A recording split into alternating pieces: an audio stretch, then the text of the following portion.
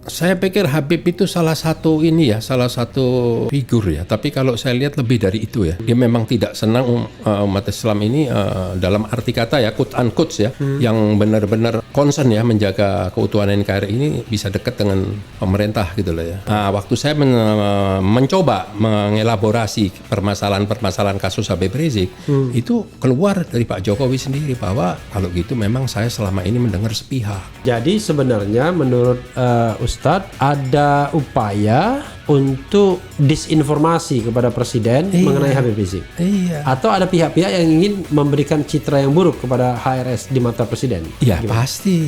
Gitu. Pasti. Bagaimana motifnya politik? Motifnya politik.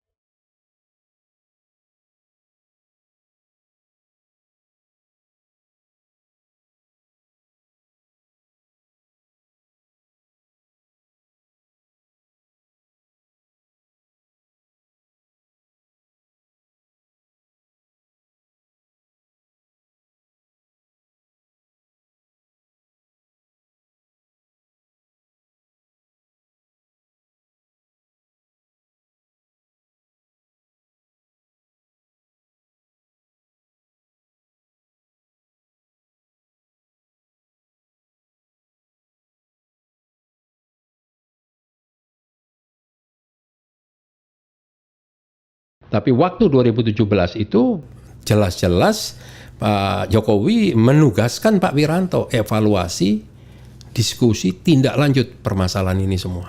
Oke. Tapi ya lagi-lagi. Waktu itu dibicarakan apa? Banyak hal lah ya. Yang menjadi main concern Ustadz apa? Saat itu kasus Ahok. Terus kan 2018 sudah selesai. Iya, terus kriminalisasi terhadap Habib Rizik. Oke. Iya, kenapa saya bilang kriminalisasi? Jadi beberapa kali ada acara-acara khusus, ya, acara semi kenegaraan, termasuk waktu Raja Salman datang berkunjung ke DPR itu nama Habib itu sudah masuk di list sebagai tamu, tiba-tiba dicoret, last minute dicoret, begitulah. Oke. Nah, itulah banyaklah terjadi kebuntuan, gitu.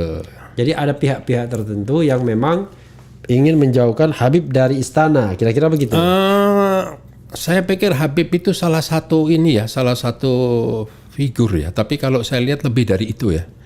Dia memang tidak senang umat Islam ini dalam arti kata ya, quote unquote ya, yang benar-benar concern ya menjaga keutuhan NKRI ini bisa dekat dengan pemerintah gitu loh ya. Jadi memang selalu diciptakan ya, contohnya seperti sekarang kan. Oke. Buzzer di ternak ya kan. Bagaimana sekarang kita mau bilang mau anteng mau peternakan buzzer tuh pusatnya di mana?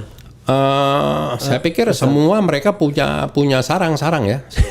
Iya, jadi bukan rahasia sebenarnya, sudah banyak orang lihat gitu, keluar masuknya di mana gitu. Luar biasa Ustaz. Saya nanya yang paling nggak mutu pun dijawab dengan serius juga. Lah habis kaget. Satu saat saya kok ini masuk ke sini. Saya amati ini ternyata ini rupanya di sini sangkarnya ini. Oke. Boleh minum Mas ya? Boleh dong. Saya boleh menuangkan teh lagi, Ustaz. Aduh, terima kasih. Ustaz rupanya tidak minum teh, tapi saya minum teh, Ustaz. Nggak apa-apa. Ya. Gitu. Oke, sekarang ya, kondisi kan sudah seperti ini, Ustaz. Apa yang ingin Ustaz harapkan atau apalah ya dalam sisa pemerintahan Presiden Jokowi ini? Jadi apa yang sebenarnya yang mau diharapkan, mau yang dikerjakan, mau apalah judulnya begitu? Iya, kalau saya lihat kan begini ya, kalau kita ini hanya cuman bisa mengkritisi, memprotes dan lain sebagainya kan juga tidak fair ya. Nah, kita juga pingin dalam arti kata apa yang kita suarakan, ya kan, yang jelas-jelas itu adalah perubahan. Oke. Ya, contoh misal, dengan mudahnya orang melaporkan kalangan sekitar kita. Misalnya? Jam 12 dilaporin, jam 1 sudah dipanggil. Atau kadang-kadang dicokok. Misal, ya. harus konkret. Iya konkret, banyak. Misal siapa? Iya banyak. Contoh kayak orang anak-anak FPI. Munarman. Nah, kalau Munarman lain lagi itu kan. Itu memang udah diincar lama. Iya kan. Nah, tapi kalau laporan-laporan yang disampaikan oleh kita maupun orang lain tentang orang-orang yang tadi saya bilang di ternak, hampir tidak pernah ada yang diproses. Jadi mereka merasa kebal hukum. Karena mereka merasa kebal hukum, terus-terusan begini. Nah, Contohnya siapa? ya banyak, ada Abu Janda, ada Denny Sergar dan lain sebagainya. Itu kan jelas-jelas ada Armando. Oke. Ya kan? Kenapa saya mesti sebut nama? Ya ini bukan rahasia, sudah. Makanya saya kan daripada kita tutup-tutupin nama kan orang udah tahu semua kan. Betul. Iya kan? Mereka menyerang segala orang. Kita pun, saya pun kenal juga tidak, tapi dia sebut-sebut fam saya. Contoh misal Martak loh, Martak itu kan banyak. Kalau saya hantam sergar yang lain kan pasti tersinggung. Iya. Nah, kalau nggak ngerti, nggak paham, yang sopan. Iya. Nah, kalau mau mengkritisi, mau protes, mau apa, ya yang konstruktif lah, gitu. Karena ini kan yang kita sampaikan ini kan bab membangun negara dalam arti kata. Nah, kenapa kok kita selalu begini? Karena contoh sekarang misal masalah HIP, masalah Omnibus Law, dan masalah-masalah lain. Ini kan semua kayak dipaksakan di saat musim pandemi. Undang-undang Minerba, terus undang-undang perlindungan penggunaan dana COVID. Ini kan jadi aneh. Kok ada sesuatu yang mestinya harus diaudit dan lain sebagainya, tapi ini sudah dibuatlah peraturan-peraturan, ya kan? Iya, tapi kalau saya lihat concern GenPF Ulama itu tidak hanya soal di keumatan ya, tapi juga soal kenegaraan ya. Oh ya, otomatis. Otomatis karena itu darah itu sudah mengalir dari semenjak saya dilahirkan, jadi ya nggak akan bisa berhenti seperti Habib Rizik. Jangan diharap bisa berhenti, nggak mungkin.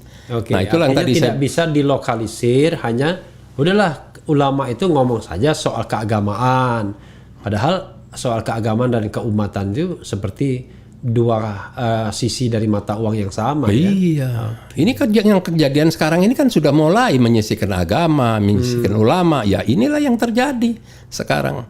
Tapi begini Ustadz ya, di kalangan Islam sendiri kan selalu ada kontroversi kan.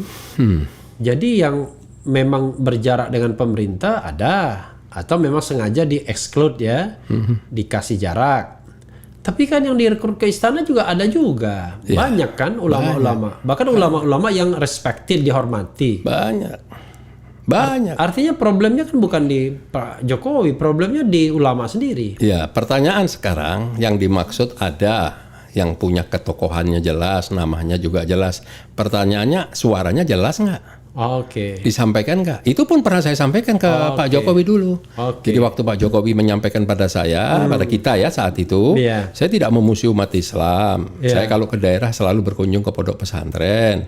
Saya di sini sering mengundang ormas-ormas Islam. Saya sampaikan Pak Jokowi nggak salah, betul. Tapi yang terjadi kebuntuan komunikasi itu dengan kita-kita, tapi yang Bapak undang ini ormas-ormas yang tidak ada kaitannya, dalam arti kata tidak punya permasalahan apa-apa. Dan sayangnya mereka tidak menyampaikan ini aspirasi.